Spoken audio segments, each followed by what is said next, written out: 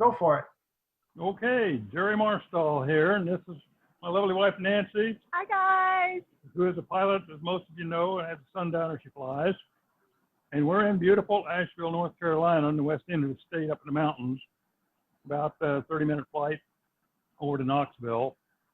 And being in the South, we're big on hospitality. In fact, excuse me while I eat this. It's a donut hole I wanted to finish. But we're big on hospitality. So in that vein, we have provided donuts and coffee. So help yourself to it at any time during the presentation. Okay. I'm going to go through this beautiful list. It's a great thing you put together. I got a cute Tri-Q200 we're going to look at. It started off as a Q2, and then went to a Tri-Q2, and then to a Tri-Q200. So it tried them all. Never flew as a Q2. Took about 15 years to build it. I stayed right on schedule with the 500 hours that Tom Jewett talked about. Except it cost me 5,000 hours. Why did I decide to build this was like Dave Dugas mentioned, and most of us, I guess, that fateful magazine, Popular Science, I think, had that picture of the yellow bird, 180 horsepower in a Volkswagen for $10,000. How could you go wrong? Plus, I didn't want to build a rag plane, and I thought aluminum plane would take too long. What a mistake that was. And composite seemed to be cheap, fast, and if you can do it in 500 hours, it can't be too hard. No website, no blog. First flight was in June of '97, and I got 905 hours on it now, 299.6 on the RevMaster, and I'll talk some more about that in a moment. Flight hours the last 12 months, Nancy and I are getting more flying in now with COVID than we did otherwise. We're just getting between 40 and 50 hours a year. Now we're flying every week for a couple hours, flying a 200 or 300 mile cross country. We just don't land anywhere. And we do that, get a couple hours in once a week, 8 hours a month.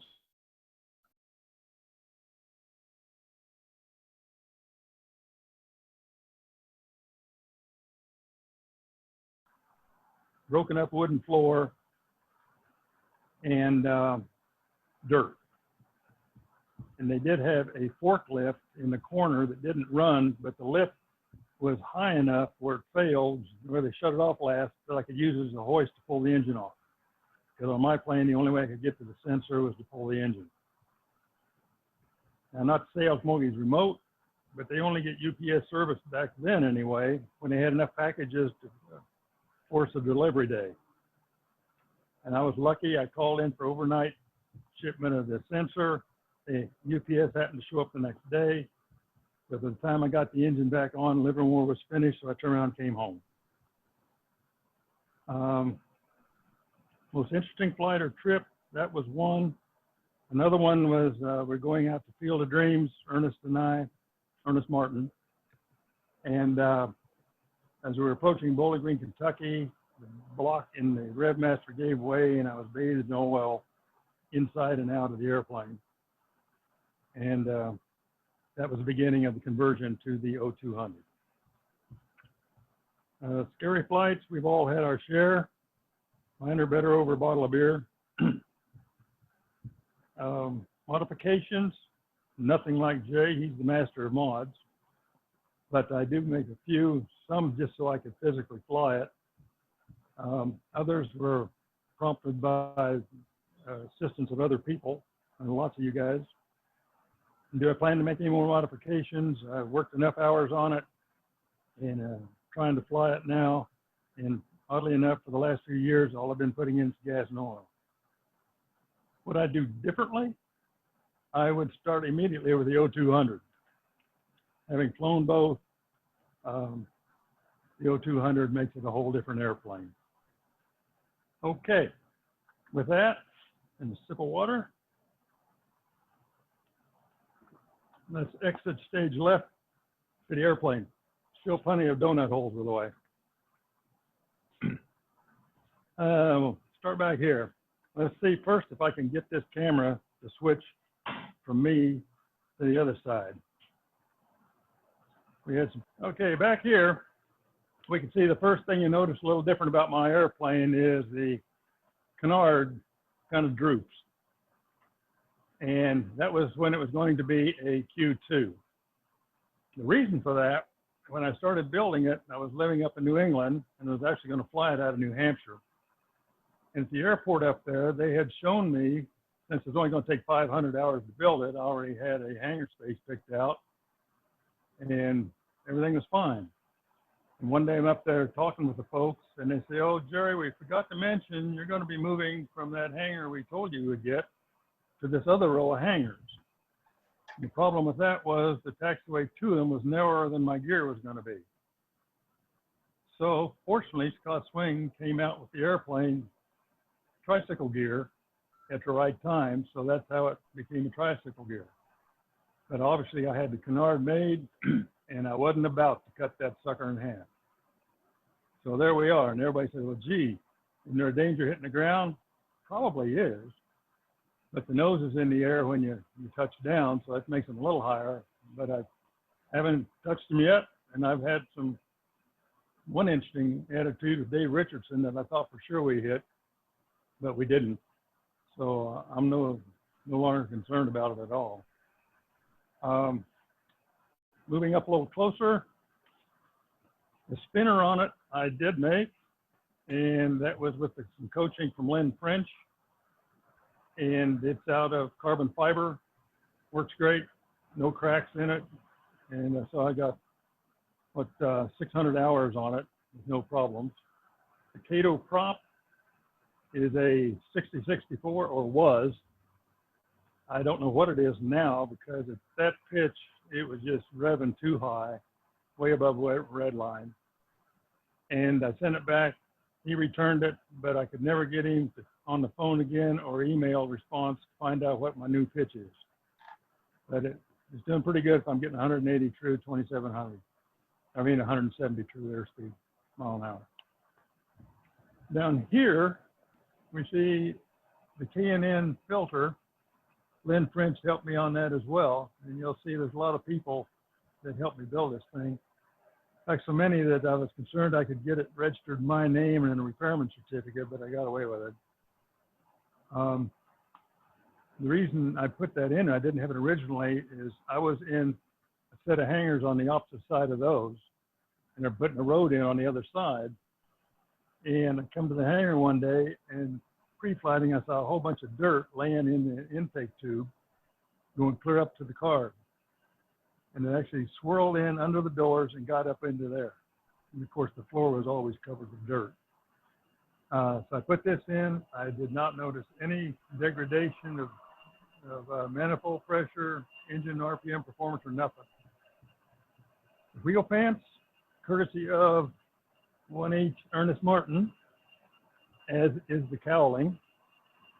And hold on, I did make some of this. And they seem to work pretty good. I'm pleased with them. As you can see, they got the round holes in them. I also put on, backing up again, just on the outside of each gear, you'll see a little protrusion. And that's, I got airspeed indicator, got two of them, one in the dyno and one I kept from the old round dials. So I have two airspeed indicators in case one or the other gets clogged up, and two vents. Moving around, this is the oil filler door. I didn't want to mess with hinges, so I did the next laziest thing and put just two screws in. And if we get close here, you can see that my oil filler cap is right up to the top of the cowling. I noticed on some others before I was building, or while I was building, it looked like I could get pretty hot sticking your hand down in there, so I did this. And we'll get a better look when I pull the cowling. Next is the oil filler door. Oil filler door, give me a break. That's an air vent door, by the way.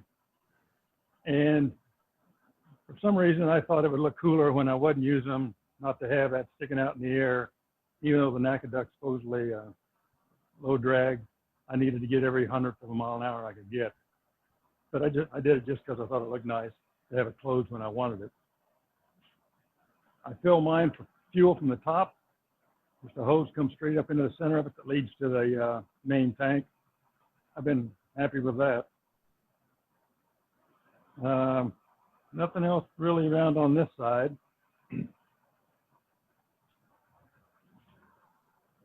Now, here is where I had spent a whole lot of time just for me. And as I mentioned, we know that the literature said that you put two guys in here, 6'8", 250 pounds apiece. And I was neither, and I couldn't sit in it. At the time, though, I was right at 6'6", and it just was not going to fit. So I called Tom Jewett and questioned him about his ethical advertising, and he was willing to help me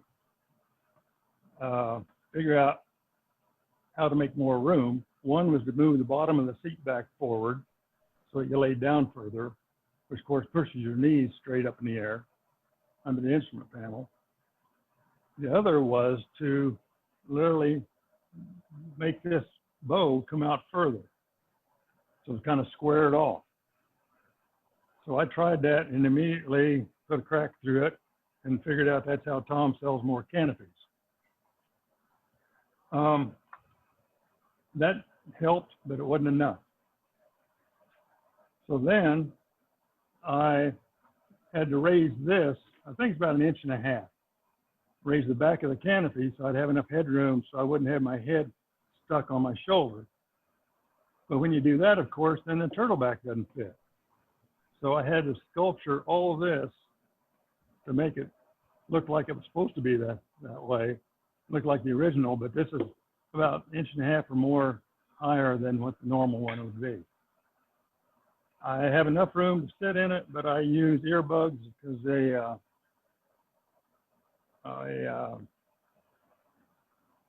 headset, scratches and bangs on the canopy.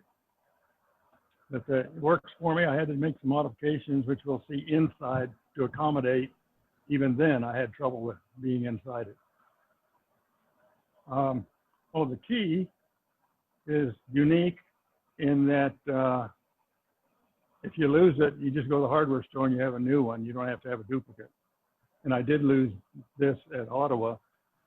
And somebody drove me to the store and I got my 5/32 Allen wrench and I was back in business again. Where if I'd had a key and a lock, I'd have had a bigger problem. And not too many people carry an Allen wrench because they wanted to sneak into it. Not that they couldn't get one.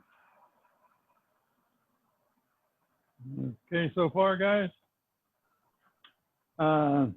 Nothing big here. Let's see if I'm missing anything there.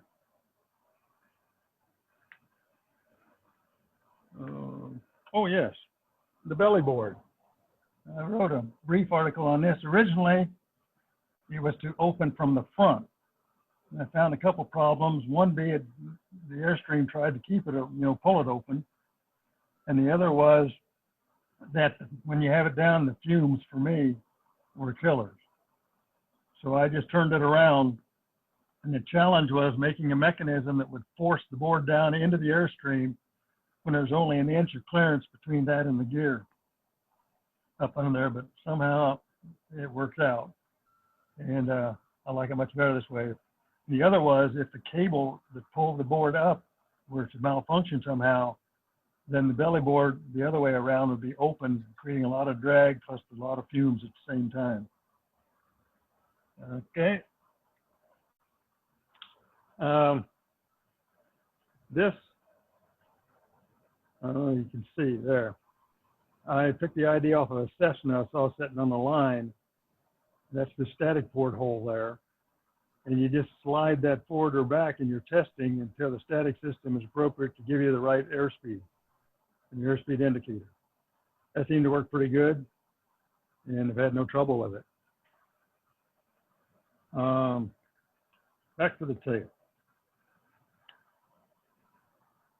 One fellow not too long ago, 4 or 5 years, said, "Jerry, you got a nice looking airplane, but these cables out here in the wind stream, they don't seem to fit with the rest of the airplane. Why don't you cover them up? So that's what I did. And I didn't want to see hardware and screws up here if I didn't need to. So I made this rail across here. Well, I'll show you in a second. The screws are underneath where you don't see them. But to put this on and off, there's one screw in the bottom, and that pulls this off. And then this just slides out the rail, and there is the linkage. Now, also, when I have all that on, I can move this back and forth to check, and it opens up a space between the two covers where you can see that linkage to make sure that it's tight. So now that guy is satisfied and doesn't give me a ration anymore. Another thing is the sculpturing of the vertical stabilizer. You know, the plans would just come straight down to a touch of the tail and go forward. I was wanting something a little more aesthetic than that. Plus, I had the common rudder problem where I had to ride the rudder all the time. So I thought, if I can mount the tail, if I can get the picture right here, you see that that dorsal fin angles off to the left, and I was trying to use it as a trim tab as opposed to putting it on my rudder. Now, at a certain speed, that works great, but it's not good for all speeds, just like a trim tab isn't. But if I don't forget, I'll show you something that, once again, Lynn French helped me with, that allowed me to have rudder trim, but there is no rudder tabs.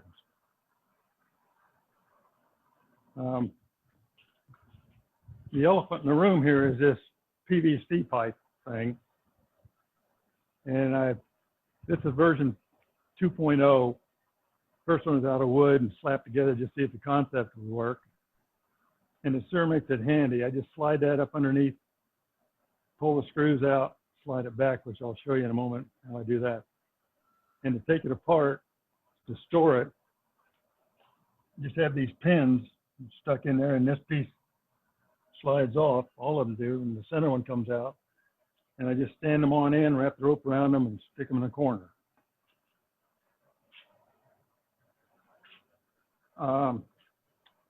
This is the fuel cap filler for my auxiliary fuel tank. And no, it is not up here above the canard. It mounts under the canard, which we'll get a look at that too. Looks like time's going fast. I put another set of canards on here which stabilize the canopy, and that works real good. I also use them to lift it when I'm not flying. This last shot over here, that's what the inlet looks like when I've opened up the door, and it's just a steel rod going down there with a bell crank that I turn and they open and close. What I'll do now is that's my lovely attendant to hold that for me while I pull the cowl off.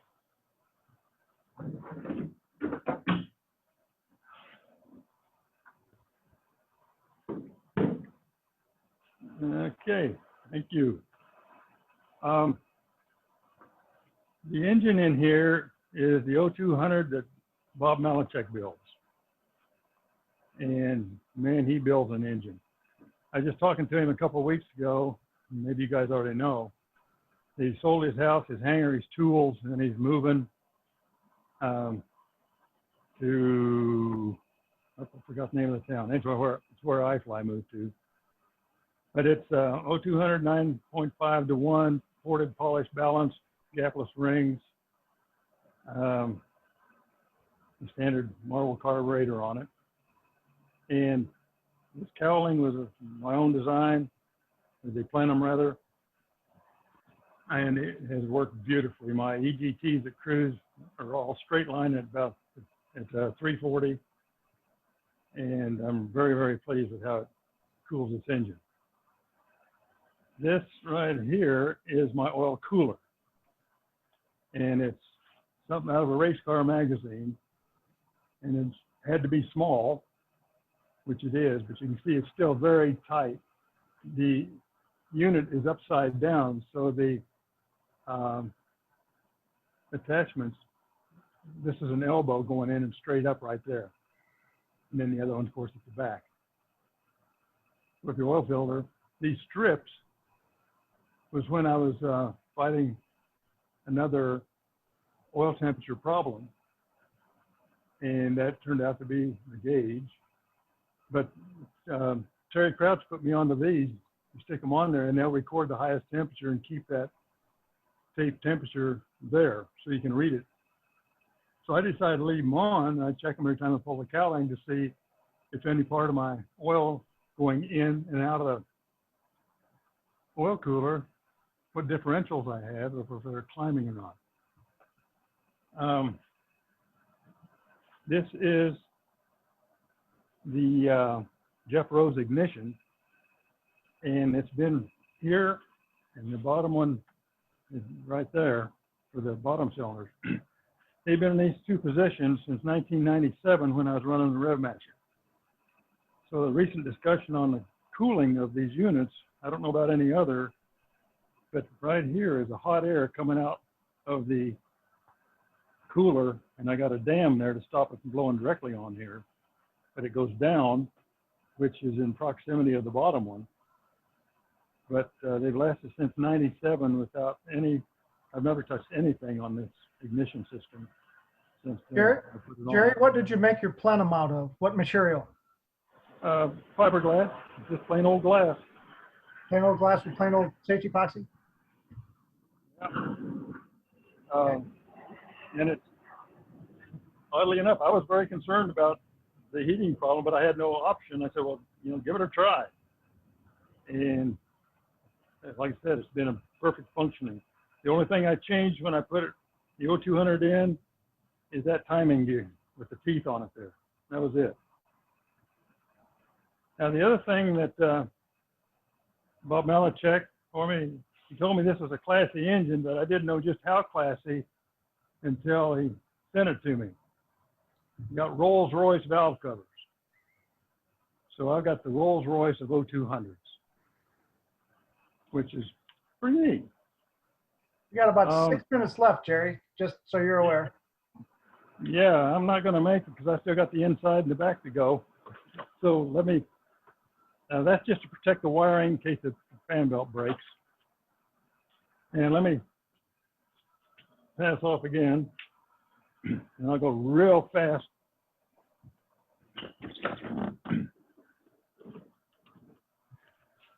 Thank you. These struts are the courtesy of Ernest Martin. The interior. One of the things I'm most proud of is how this little spring works, closing that door. Autopilot, dining, everything else is pretty much standard stuff. What is not standard is I knew I could never get under this instrument panel to work on the back, so I had to come up with something better. See these two hinges? There's a screw goes in there, another one just like it here, and all I have to do is take those screws out, push this open. Let me get a hold of this. Then I can lift that out, and I have access clear up to the firewall I can reach. And I do all my work from the outside. I've never had to get underneath it. And working on the brakes, firewall, anything else in there I can get to. And it's just as quick to put back together, which I won't do now. But let me run around. Here's my dual control sticks, left and right. And I have the trim button here. Forward and back, of course, trims my reflexor, which I use. There's no trim wheel in here for the elevator. I do all my trimming pitch with that. I have lateral aileron control trim due to Mike Dwyer, the most clever, simplest system that he was kind enough to share with me. It works beautiful. Let's see. Oh, the other side, I want to show something real quick.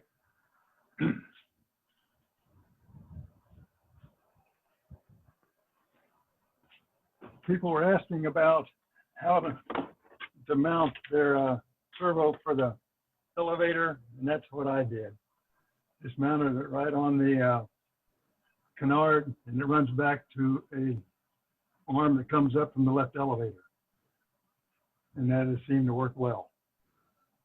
I have a fire bottle in here, which has a sensor in the cockpit, one on the firewall. Right now it's not operating because I can't get any halogen. They don't sell it much anymore. But, okay. How many minutes left now? 3.5. Okay, we're racing. Right now I'm going to take the tail off. We got one screw left in here.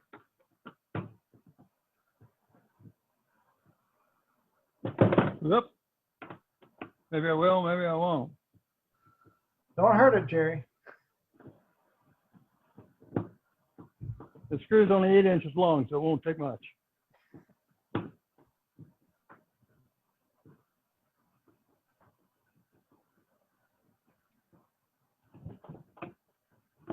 Okay.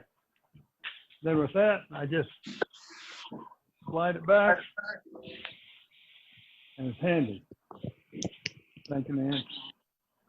Back there's my nav. Whoop, my nav works, which is still working, fortunately. I hope it continues. This is the baggage area. You can see I had to put covers over the arms. This is part of the control arms from the side stick. It runs across and then forward from here. Protect the baggage. Of course, I have this to protect the baggage door. I mean, stuff going into the trunk. But this is my reflexor. This is a channel that has this slider in it, and there's my servo. So that you go straight up and straight down. But you want to put if you do something like you put these stops on there, because one of my scary rides is because I did not have those. But it just slides this whole mechanism straight up and straight down. This is the mount for my aileron for the autopilot. Mount works real good there.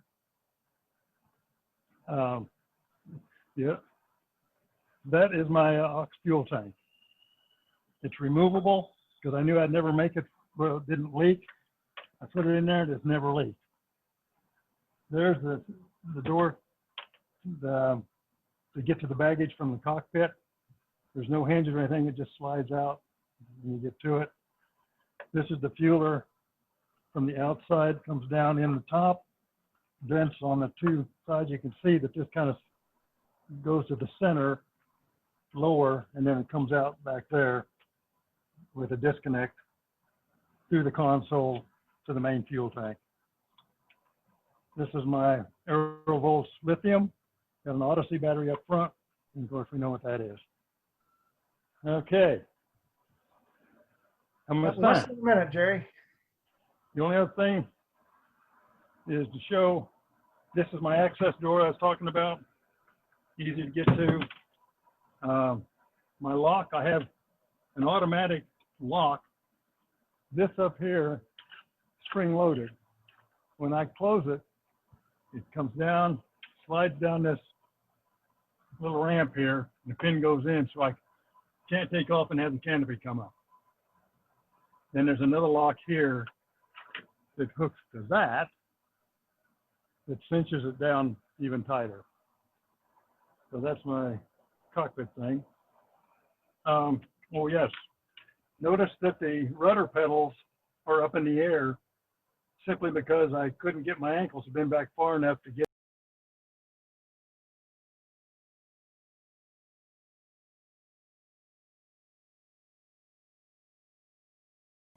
Well, I was looking at your canopy latch system. I mean, if you ever had to get out of that thing in an emergency, like if a crash or something, God forbid, it's tough, like it would get hard to get out. It will, you have to be aware of it for sure. I spend a whole lot of time, I take somebody for a ride, showing them the sequence and having them do it. You're right, Okay. it's cumbersome there. And what makes it also bad is that you can't open it from the outside. But I figure if you're in that position, the canopy's probably broken anyway. Yeah, so you could probably crawl out with the broken glass. Yeah, and I carry a breaker of sorts there. I don't know if you can see. Well, there's a knife down here on the seat. Yeah, okay, I got one too. Yeah, so that would do it. But no, your observation is absolutely correct. And you And mentioned halon too. I'm quite sure they refill halon extinguishers around here at the boat places. A lot of boaters still use it. I went to a fire extinguisher shop in a town east here, a big town. And the only way I got it filled the first time was that he had some left over. He said, I'm not supposed to do this, but this is kind of a special application and nobody's going to know about it. So he filled it for me. But he said I would have to essentially change my system for other things, the heads, sensor heads, and all that. And I just haven't gone to the trouble of doing that. Yeah. Well, if you ever want to, I think I could check in around here because we got so many boating places. Oh, yeah, that's right. You know? And I have to take it out. I'm going to change it anyway because it's just too difficult to get it in and out to refill it. Yeah. So if I get to that, I'll remember your offer and, Okay. and give me a good reason to come down there. There you go. But I want to thank you again for the trim tab system. That really works well. Yeah, great. Anybody else? Let me off. Jerry, was there anything that you wanted to talk about that you didn't get to? Let me think here for a moment.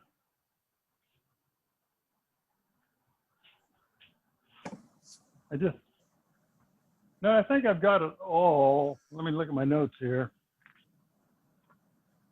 Just the last part was a little quicker than anticipated.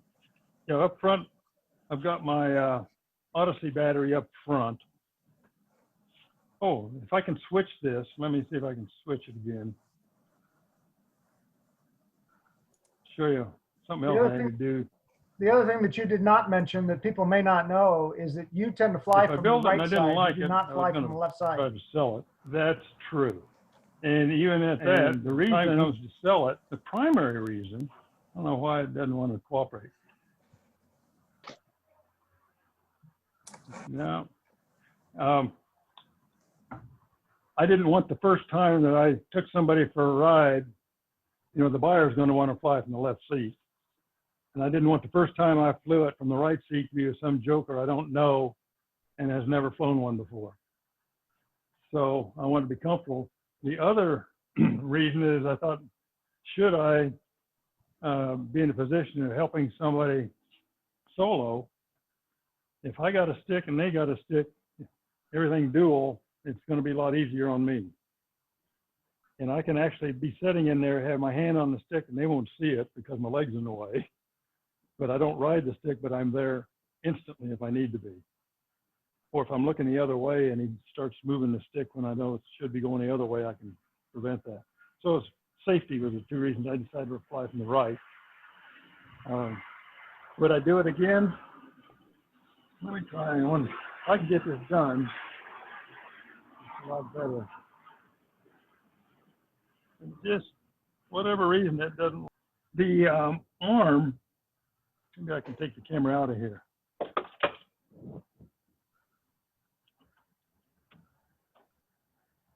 Yeah.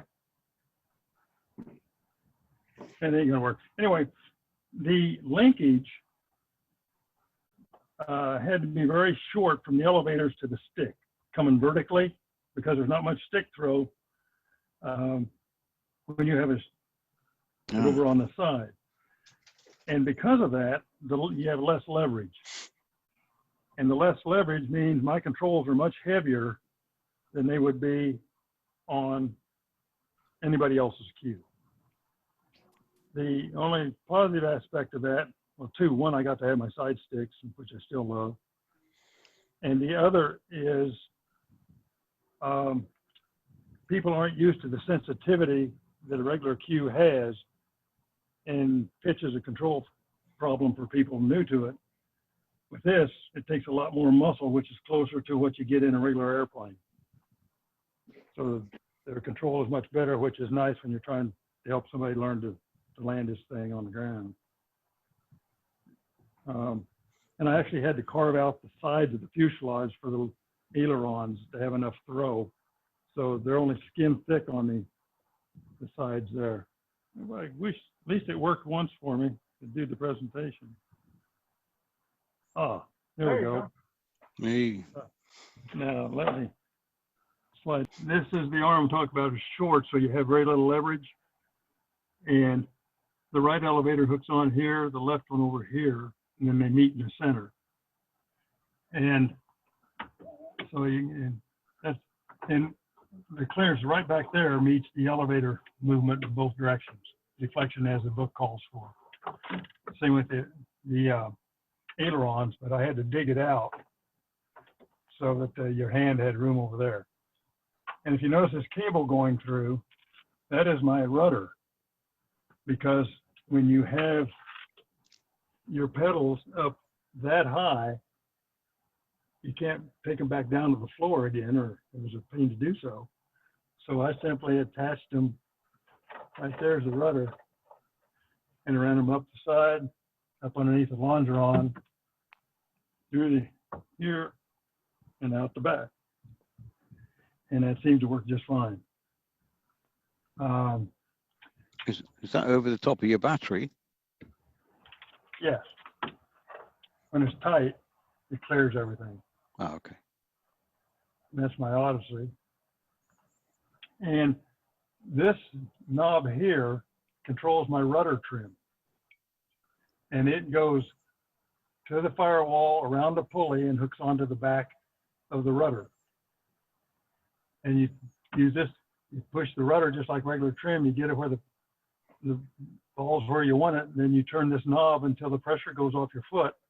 And now the rudder, the whole thing becomes a trim tab. And that's a Lynn French thing, and it's just beautiful. It's beautiful. And of course, this is dual brakes. You got the same thing on the other side. And you can see where I had to prop them up in the air with the support here on the bottom canard. And all that seemed to work all right. Let's see. So this is the fuel on and off for my aux gas tank, speed brake. All right. Oh, this reflexor switch. Since I do all of my trimming with the trim button, I didn't want somebody in here I'm checking out to, if I'm flying it particularly, to hit the trim button and I'm starting to lose control of the airplane here with the reflexor. So when I fly it, I flip the trim over here, and somebody else is flying it, I tell them, you know, how the trim works, and very few people are used to the trim on the stick for some reason. I flip the switch the other way. So it's either I have control or they have control. And they can't sneak up on me, and I think I have control and they do. So that's the reason for that switch.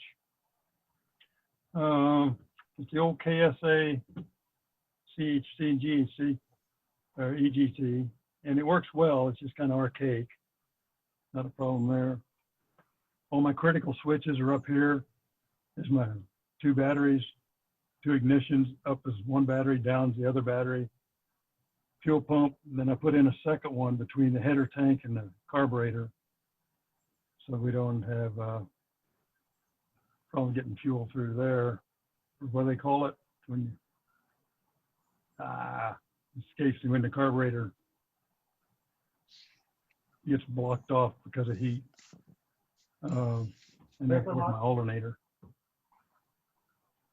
Fuel management, monitoring, I love that. I do all my cross-country flying is based on that. Where I'm at my iFly. And when I take these struts loose, which all it is you pull this down and take it off, then I can tip the canopy straight up. And if these open, I can just crawl in there head first. And that's about it for that.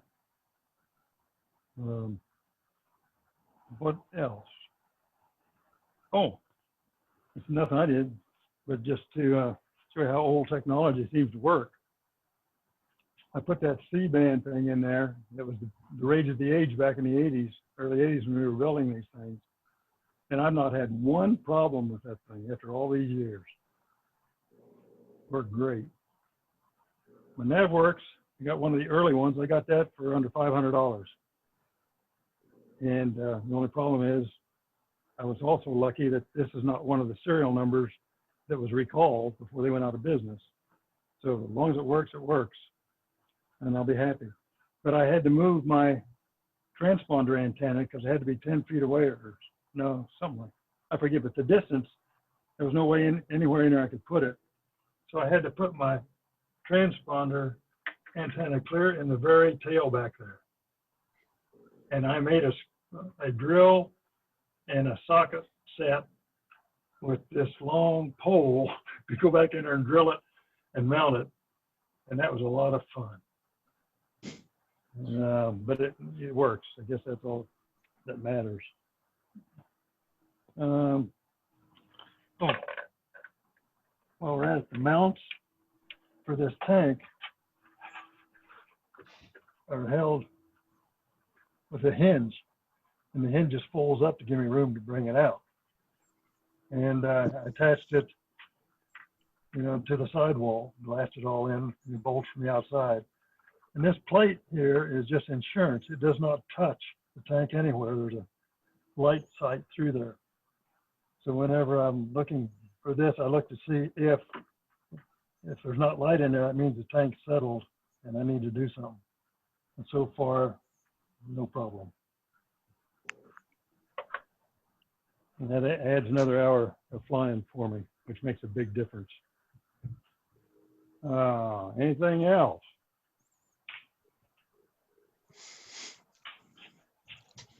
Getting away easy.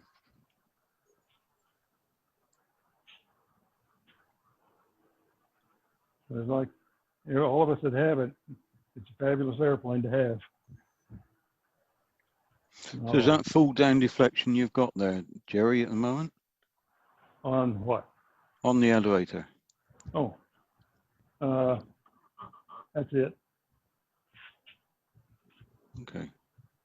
Yeah. That looks about the same as mine.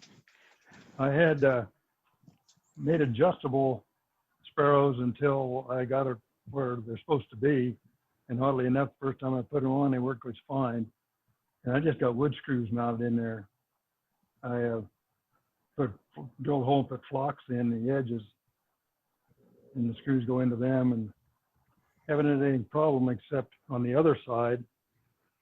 One day, both of these sheared off right at the end of the elevator. I have no idea why, but that's one of my beer stories, what happened next. Wiring is not my forte, as you can see. Oh, right here on both sides, there and there, coming out of the top of those are my ignition breakers. So I always would like to know if those pop. So I mounted them. So if they pop, they're going to jump up right in front of my face. Like the other one there, I just got to position it. But I wanted to be alerted, not have one down somewhere where I wouldn't be looking, because it'll keep running. You may or may not recognize the difference. So that was an idea I had that I haven't had to see it work yet, and I hope I don't. The seat cushion made it such that it's removable. Probably a lot of people do this. I've not seen it, but I'm sure it exists. So when I get in, I didn't want to step on the cushions, so I stepped there. And I get in, put my heels on the canard there, so I keep my butt off. And then I slide this under me, and it's just do the reverse when I get out, and that works all right. I have the thermo, whatever that foam is, like Jim's using, I have in here, and it is wonderful, except in the wintertime. When I sit down, I can't close the canopy until my butt warms up the seat, and I sink into it a bit. Temper foam. Yeah, thank you. And this is just something I made that fits on my lap. It holds, this GPS drives the autopilot in my pad, and actually right here, there's a hole where my phone clip is, and I can run another version of the iFly or whatever I want on it at the same time. Is your speed brake based on like the Longies style speed brake? In the back? The actuation of it? I don't know anything about the Easies, but this is, you know, the board's up and this pulls it where it hinges at the front and the back opens up. So it's mechanical, unlike the cable on the old one, in the one we've got. Yeah, it's just the mechanism underneath is pretty wild. And I could, if it's of interest, did I get in the creeper? I may not get up. The session may end right here.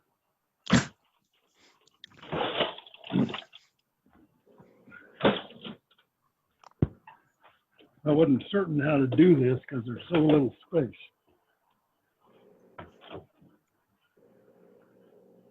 So there it is. And the cable comes out, comes up through here and hooks. But now, whoop, Nancy, can I ask you to pull that speed brake, push it forward? When you get yours on the center console, that round knob. Yeah, great. Thank you. I had to make this scissor type arrangement so that everything would collapse within an inch width. Excuse me, up in there. And this was necessary because the cable would try to get caught underneath the head of the bolt. So that's to prevent that from happening. Yeah. But it works very well. There's a hodgepodge. Yeah, that's a better. Oh, I see. Yeah. I get you. You've got the cable on the bottom, and the lever's operating from is pivoted at the top. Yeah. Okay. And I use a cable here to tie the aluminum bracket on that this bolts to. So it's tied with a bracket to the gear bow. Right. And that's pretty much it. Yeah. I mean, that is a bit of a problem with the forward opening one. You end up putting speed tape on it to sort of keep it closed, don't you, really? Yeah. And this, you can see that pops up in there. I need to fill that in some more. But, you know, as you go across in general, it's pretty well up there. And if the wind's blowing, it's just going to help keep it up. Mm. And it works the very same. Nothing else underneath. There's my beacon, a guy from Casmeric. It's a little bitty guy. Probably not legal. But better than that big old thing I had on here before. Not much else to look at up under here. I think. Wheel pants. There's my.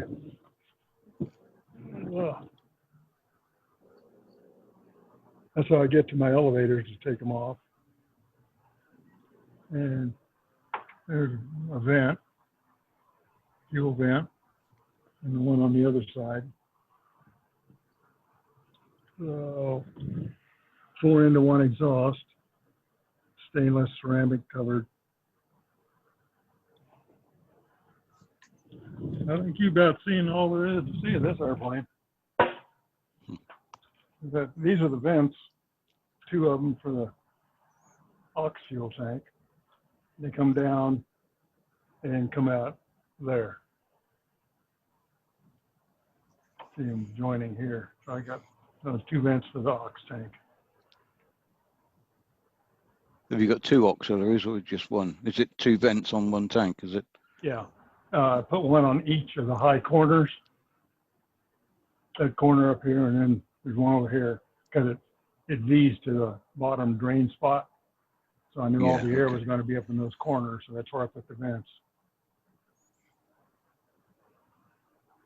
And there's where it comes in. And that's that. No, I'm not going to show me getting up. There, I'm on my feet. But I must put in a plug for this. If you're taking your tail off, which one should every year, that stand really saves the day. And it folds up to a bundle that's no more than a foot across diameter. Sort of stands on the wheels if you want, but easy to make too. All right, gentlemen. Don't know what else I can add. I appreciate your time today. And sorry I won't be seeing you at the Field of Dreams, but hopefully next year. Oh, your well, you've got the covers off. Yeah. Your oil filler cap. Yes. How have you done the extension to the? What have you done? Just an ordinary extension on it, or? I'm glad you brought that up. I was supposed to show you that. I'm glad you read my cue cards. I was up at Kevin's place there for spring fling, and I don't know how many people had a dipstick break, but mine did. And the geometry going down into the oil tank is a little bit different now, but not much. And of course, I wanted dipsticks, so Terry rigged up this cable, and on the bottom of it, we put these crimps. Escapes, and those mark the oil level, starting at 2 to bottom, 3, 4, 5, and 6. And it goes in, it bends around the curve just right, and in. And looking down in here, I attached it to the plenum so that it, they both shake at the same time. And it's worked beautifully. Where does the rubber hose go? The rubber. Have you got right like an adapted top to it or something? No, sorry. On the filler, where your filler goes down, you've got that rubber hose there with a clamp on. Yes. Where does it go at the other end? I cut this off from the bottom and just moved right, the okay. top up. Right, now just moved up. Yeah, okay. That's just a link between, all they was cut it and put the hose in between the two cuts. Yeah, that's a good idea. Cut. And that allows it to bend around and do its thing. Now, my oil air separator, you look down, you see that little white knob? That I can reach from the back of the cowling, unscrew it and drain it if I have to without taking the cowling off. But with these gapless rings and whatever, and the oil rings he put in here, I hardly get anything out after 25 hours. It's not like Dave Dugas, who gets nothing out of his. But it works fine. Pretty cheap.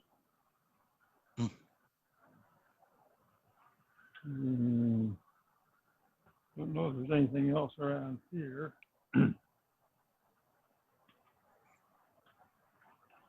So you're running the belt drive alternator from the front then? Yeah, that's my Nippon Denso. This plenum, I was letting anybody and everybody that wanted to use it, I'd send it to them, they could use it to build their own if they wanted. And a few guys did. The longest way was Australia. But I loaned it out to one fellow who made a mistake any of us could make. And he forgot to put the release in and laid all of his fiberglass in there. Of course, it wouldn't separate and wound up destroying the mold trying to get his cowling out. So it went to the trash. But it's been pretty effective. Everybody's done it.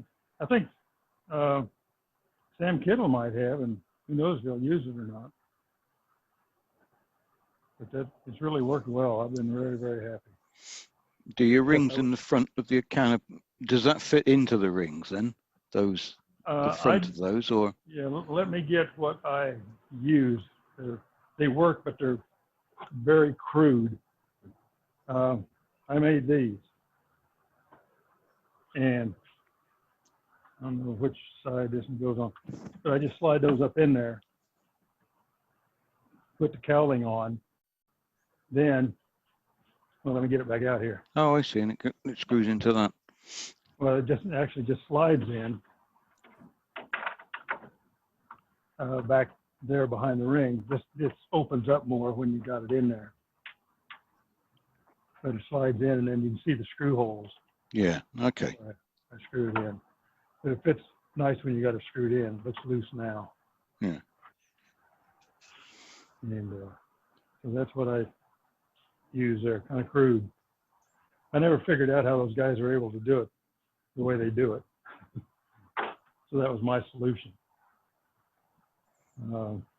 Cato prop is fantastic. Sam Hoskins had access to the balancer up there. He was visiting once, and he balanced this thing, and there isn't a ripple in it when you're flying in cruise. Steady as a board.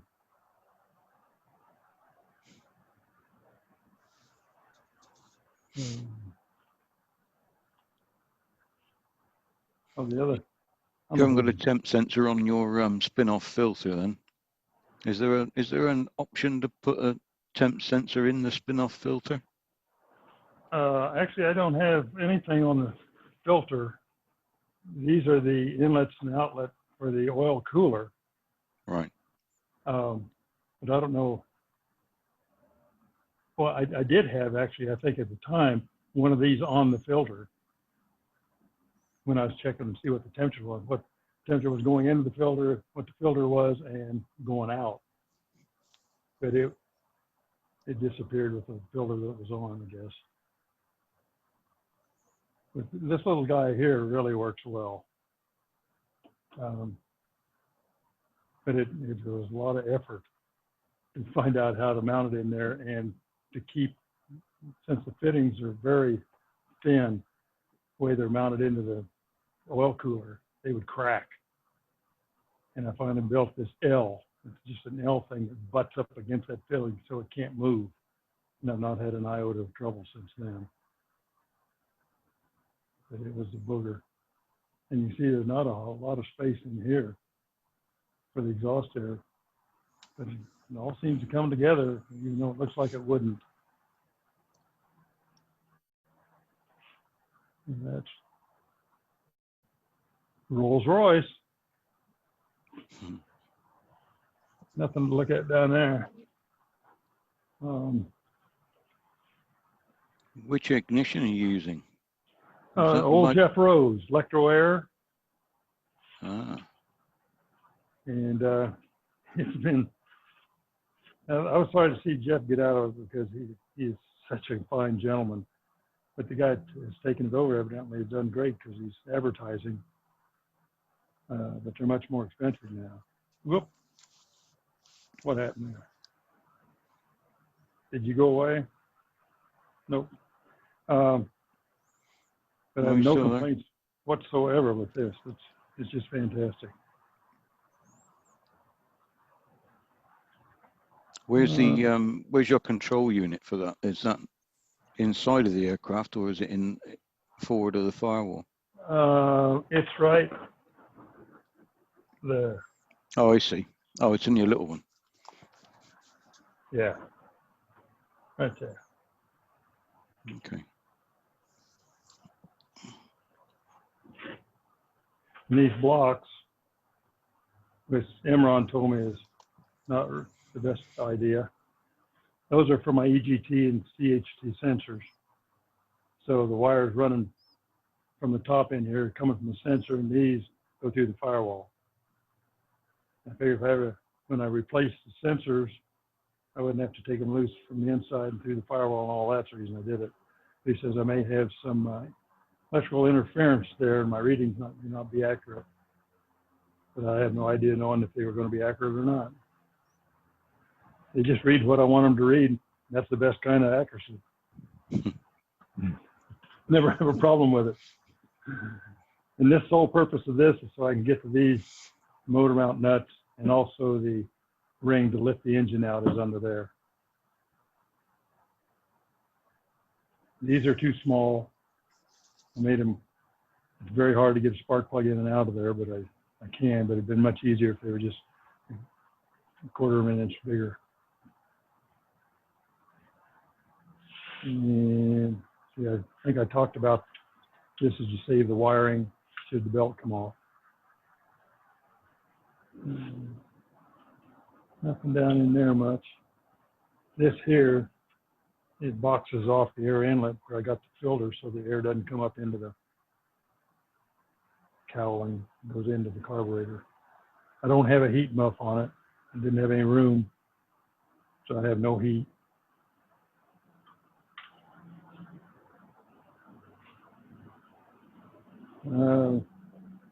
I like my idea here for the oil check. That worked out nice over there. Nice and simple. Not much else I can talk about. You rang me out. Well, you did good, Jerry, because we didn't get a lot of questions in the chat session. That means you were saying what people wanted to hear, so good job. Or they just fell asleep.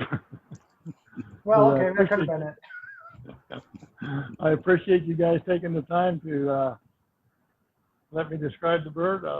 Have a good time and love flying cross country in it. Especially with the autopilot. I get there so much quicker now. I fly a straight line. If somebody makes their own prop or spinner, I did a great job.